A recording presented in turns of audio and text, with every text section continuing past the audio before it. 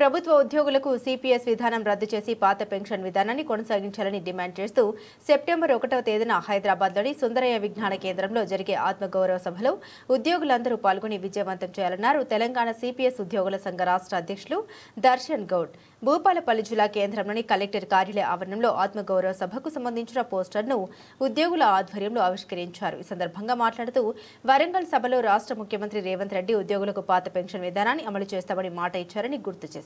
Scheme employees union గత 4 రోజుల నుంచి రాష్ట్ర వ్యాప్తంగా 33 జిల్లాలను అన్ని కవర్ చేస్తూ అన్ని ఉద్యోగ సంఘాలని తర్వాత ఉద్యోగులని ఉపాధ్యాయులని కలుస్తూ సిపిఎస్ పైన పోరాటం చేయడానికి చైతన్య యాత్రని చేపట్టడం జరిగింది.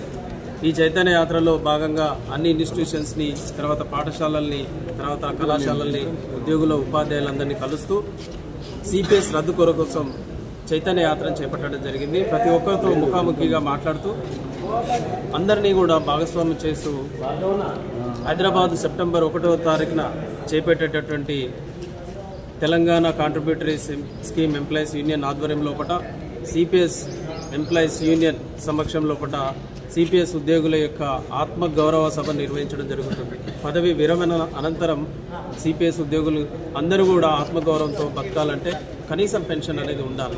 ఇది ప్రభుత్వాల బాధ్యత అనే విషయం ఎప్పుడో సుప్రీంకోర్టు తెలియజేయడం జరిగింది.